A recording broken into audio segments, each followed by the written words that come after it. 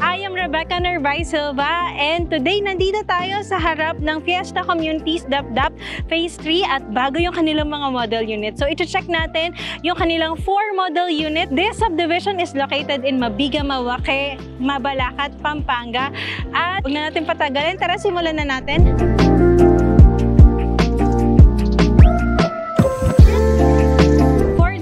Pag-uusapan lang natin yung Kaya Terraces 3-bedroom. So just to give you a quick background, this model unit, nasa inner unit siya ng isang cluster ng townhouse and 2-story din siya. Gumamit sila dito ng blue and beige but the dominant color is white paint finish. It has a minimum lot area of 43.25 square meters and the floor area of 45.10 square meters. It has 3 bedrooms, 1 toilet and bathroom, and provision for carport. Meron na rin siyang gate kapag ita-turn over. So tara, huwag natin patagalin. So dito sa part na to, nandito yung gate. Actually, ang maganda dito, meron siyang setback dito sa harap. So ito yung kanilang provision for carport. Kasya yung mga sedan type na sasakyan. Tapos dito, naglagay lang sila ng design na basic landscaping. So kapag ita-turn over sa atin, may shade na rin tayo dito sa harap, no? Tapos may metal deck dito sa taas. Meron na rin siyang provided na outdoor lamp. Tapos dito sa side na to, may 4 panels, owning type window. Frosted siya, so hindi nakikita masyado yung sa loob. Dito sa side na to, ito yung ating main door. Nakasemento na to, tapos elevated lang siya ng konti na around mga 7 inches or 5 inches. Tapos ang kanilang door ay steel door jamb, tapos lever type na door handle, and meron na rin siyang deadbolt lock. So tara, check natin yung loob. So, sa pagpasok ko dito sa Kaya Terraces 3 bedrooms, mapapansin natin kaagad na spacious itong sa ground floor dahil this is an open concept space layout yung kanilang ginawa. Mention ko lang, this is a dress-up model. Ibig sabihin, mga items dito are not included such as furnitures, fixtures, appliances, and other movable items. Hindi sila kasama kapag ito-turn over sa atin. So, I'll try to mention kung ano lang yung mga included. Ang kanilang flooring, gumamit sila ng tiles, 30 cm dimension. Tapos, white paint finish din. So, kapag ito turn over sa atin, fully finished naman na siya. Naka-tiles na siya. Meron na rin siyang paint sa labas. Tapos, provided na rin yung mga basic na gamit sa loob ng toilet and bathroom. Pero, dito muna tayo. So, sinet up lang nila na parang dito yung ating living area. So, kasya yung 2-seaters. Tapos, meron pang another 2-seaters dito. So, dito, ito yung nasa harap natin kanina sa may facade. So, nandito yung ating window. Metal deck din yung ginamit nila sa kanilang ceiling. Ang height pala is nasa around 8.5 to 9 feet, which is yung standard, no? 9 feet. Tapos ito, hindi ito included kapag i-turn over. Naglagay lang sila dito ng partition. Nilagay nila yung refrigerator sa ilalim ng staircase. Move forward lang tayo dito sa kanilang dining area. So, nag-set up sila dito ng 4-seaters dining table. So, perfect ito kapag nag-start up ng family or actually kahit may 4 kids or 2 kids ka. Or kahit single ka, pwede din. Okay din siya. Tapos nandito din pala yung kanilang 2 outlets sa side na to. Tapos, nasa loob yung kanilang kitchen. So, meron lang silang pin-provide dito na countertop.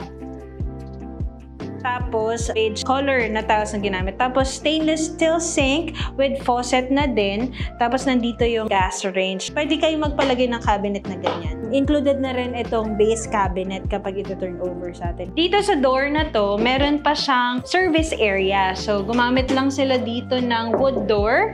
Tapos, doorknob yung kanilang door handle. Busog lang tayo dito sa labas. So, meron siyang space dito for laundry area.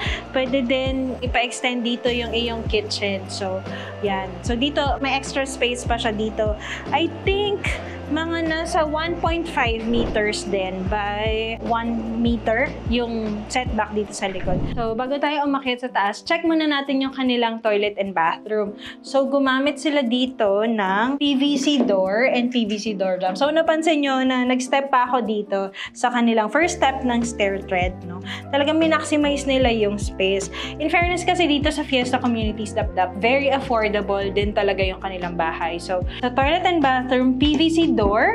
PVC yung kanilang door jamb. And meron na rin siyang doorknob dito. So, upon turnover of this unit, kasama na itong wall-hang lavatory, water closet, and meron na rin siyang shower with faucet na rin. Nandito yung kanilang drain, so isa lang yung drainage nila.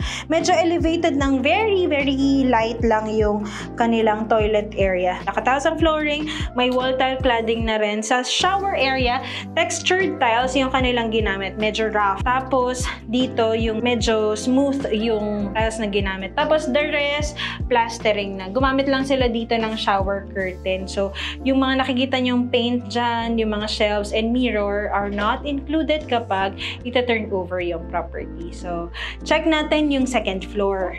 So, akit lang tayo. Mention ko lang din yung kanilang staircase. Gumamit sila dito ng steel railings and steel din yung kanilang door handle. And di ko pala nabanggit kanina, sa ilalim ng kanilang staircase, nag-setup lang sila dito ng cabinet, tapos may malaking table, tapos sa ilalim din yung refrigerator. So, yan. So, akit tayo. In fairness dito sa Fiesta Communities Dapdap, lahat ng model house, semento yung kanilang staircase from dito sa base hanggang sa pataas.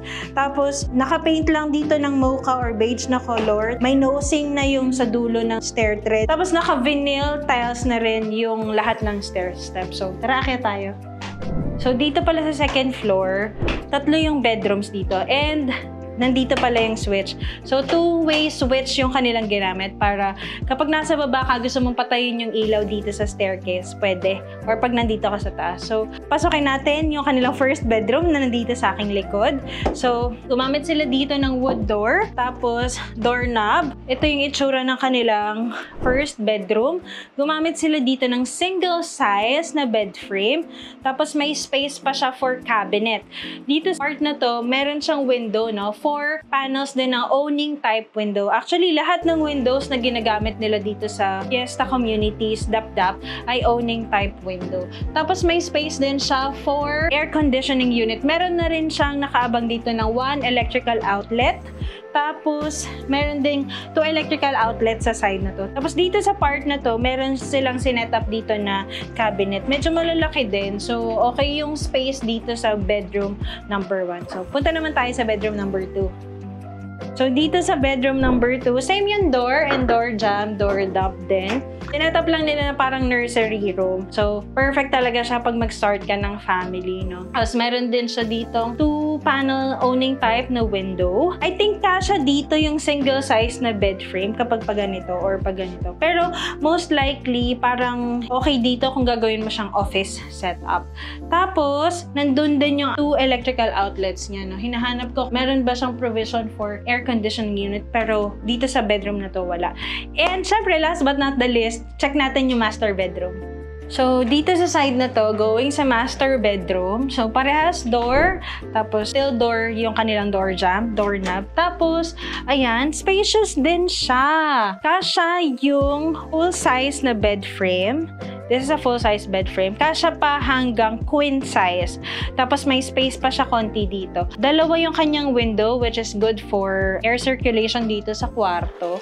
Hindi masyadong mainit kahit wala siyang air conditioning unit. So, may window dito sa side na to and window sa side na to. Meron siyang 2 electrical outlets doon sa side na to and another 2 dito. So, all in all, meron siyang 4 electrical outlets. Tapos, nag-setup pa sila dito ng parang vanity area. Tapos, dito sa side na to, nandito yung area kung saan ka pwedeng maglagay ng cabinet mo. At yun yung ating master bedroom. So, tapos na tayo dito sa second floor. Balik tayo ulit sa baba.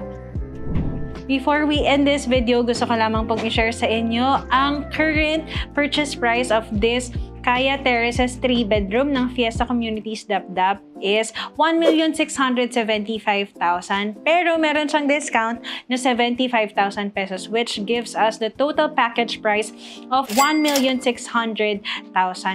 And alam nyo ba, good news, dahil 100% loanable ito sa Pag-ibig Financing. Pwede din siya in-house financing. At kung gusto mo magpa-reserve ng unit, pwedeng-pwede sa halagang 10,000 pesos. So 10,000 pesos lang yung reservation fee, deductible sa gross processing fee. And if you are interested na kumuha ng ng property dito sa Fiesta Communities Dapdap, please feel free to message me sa aking Facebook account, Rebecca Nurbay Silva, Real Estate Salesperson, or you can also message me sa Viber, WhatsApp, Telegram, or sa phone numbers na nakikita nyo po dito sa screen. Once again, maraming salamat po sa panonood.